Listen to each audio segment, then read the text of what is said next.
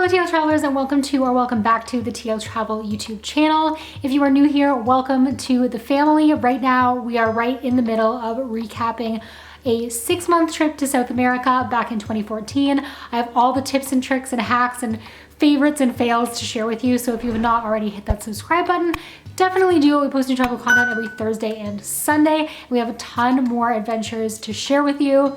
We cannot wait to get back out on the road, like actually. But for now, we are so happy to be sharing this travel inspiration and really just a little bit of travel entertainment, whether you are planning your own trip or not. So today, we are actually talking about one of my favorite places to explore on the planet, and that was our journey out to Easter Island. So if you don't know about Easter Island is one of those places that you see on a ton of bucket lists, and it is super remote and just a beautiful island, rich with history and so much great culture and beautiful sights to explore and take photos of.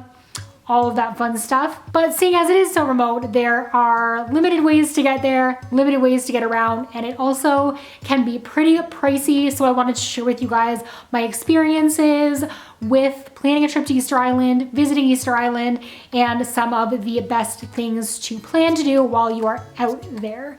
So yeah.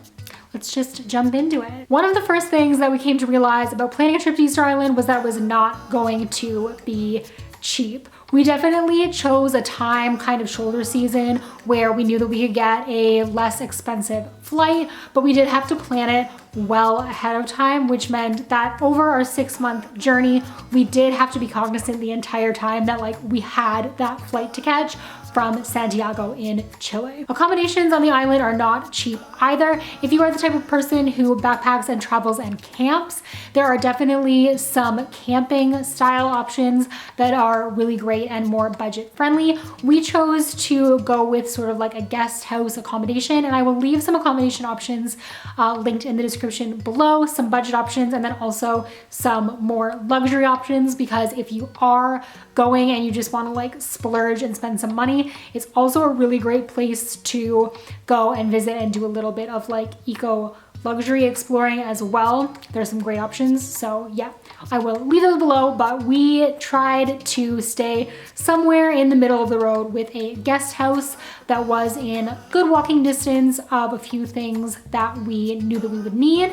And we also realized pretty quickly, hot tip, that you're actually allowed to fly. There are more allowances with flying with food when you're heading out to Easter Island. So we did do a little bit of a grocery shop for some essentials before we headed out there, and brought some stuff so that we could prepare our own meals in the guest house kitchen as well, which went a long way in saving money while we were out on the island. Once you're out there, you will be just so excited and eager to explore.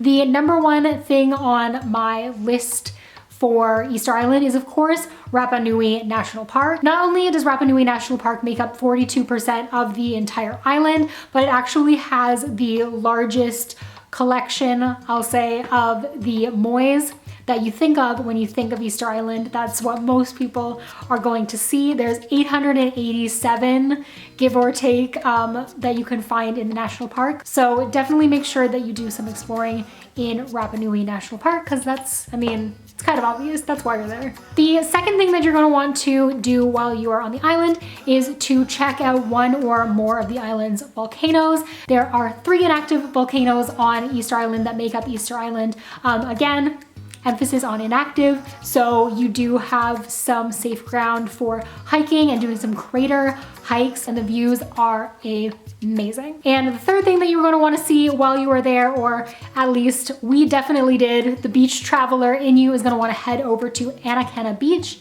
Anakena?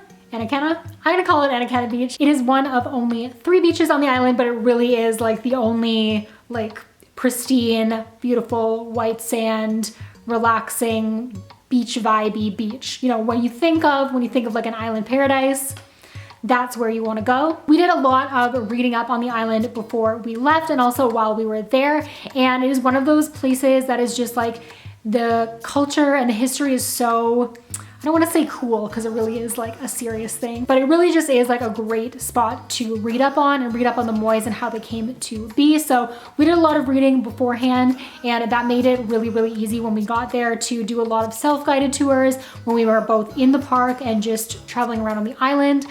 You see a lot of sort of historical figures and things that if you've done some research ahead of time, it's really easy to, know what they are, what they represent, etc., etc. So I would definitely recommend before you go, not only reading up on the tourist sites, but the actual like history and culture. I mean, I recommend that for anywhere that you go, but specifically for Easter Island. And then we chose to get around by renting a quad or a four-wheeler, depending on where you're from, what you might call it. And that was just like made getting around the island super easy and super fun and adventurous. And yeah, we had an epic time. I'm also gonna go ahead and give like a weird sort of honorable mention to the diving at Easter Island. A lot of people really love to go out there and do the dive to see the moai. Now, I have some varied views on that. I'm not putting it on my list because I had a terrible experience diving at Easter Island and also like might have had an underwater anxiety attack that changed my life forever. I'll tell that story in the next video, so if you are interested in hearing it, definitely stick around. But I know that a lot of people do go out there because they want to add that dive to their bucket list. In my next video, I'll talk a little bit about like how you can do that safely and how maybe is not so safe to accomplish that. But if you have ever been to Easter Island or you have like any recommendations or questions, feel free to leave them in the comments down below. But that's gonna be it for me for this video for today. And again, in my next video, I'll tell you all about my underwater anxiety attack. Yay! So until then, stay great, stay safe, so important, and I'll see you in my next video. Bye guys.